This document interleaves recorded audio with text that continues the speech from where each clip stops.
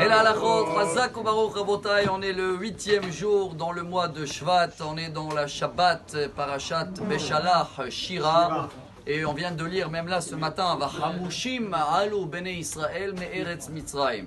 Selon un des commentaires de Rashi, Vachamushim, ça veut dire 1/5, comme vous le savez tous, 20%, on est sorti d'Égypte.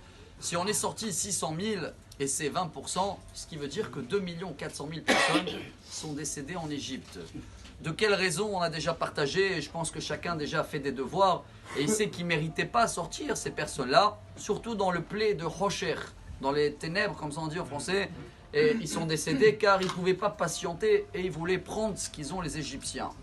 Chers amis, même nous quand on est sortis, chacun qui reçoit la vidéo aujourd'hui, qui est présent ici, on fait partie de ceux-là qui méritaient de sortir d'Égypte.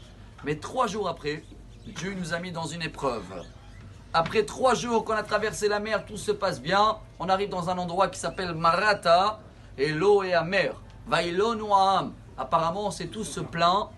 Et on est parti voir Moshe, donne-nous boire. Moshe, il va voir Dieu, qu'est-ce que je fais? Alors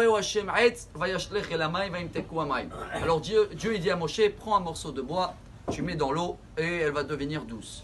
Le Midrash, Mechilta, amène que cet arbre-là, c'était ce qui s'appelle en hébreu Hardof, ce qui veut dire l'arbre le plus amer possible. Et on a un grand message de vie aujourd'hui. Nous, on pense qu'il faut du sucre, il faut du sucré pour que l'amer, il est moins amer. La Torah elle nous apprend l'inverse.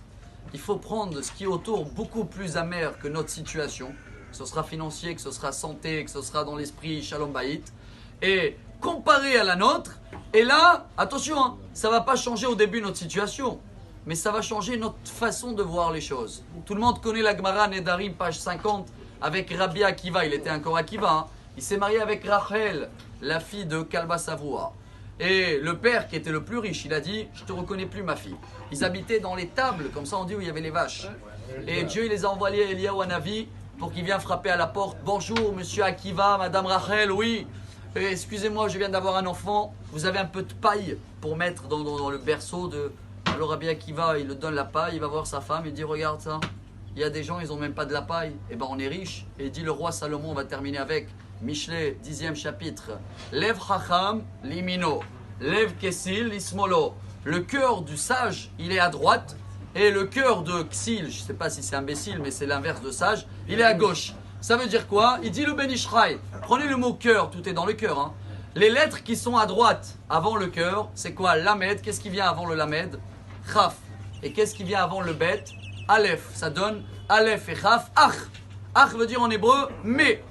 Ça veut dire quand tu vois ta situation, mais tu regardes les autres que c'est pire, alors là tu es sage. Mais si tu fais l'inverse, tu prends à gauche, tu prends les lettres qui suivent le mot lettre, lève. Après la med, il y a quoi? Même.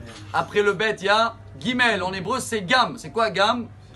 Mais je veux un corps et un corps. Et bien dans ce cas-là, chers amis, soyons fiers qu'on fait partie des 20% qui sont sortis d'Égypte, car on ne voyait pas ce qu'ils avaient les Égyptiens. On avait de la lumière, c'est bon, on s'est concentré à nous. Les autres, ils étaient pires.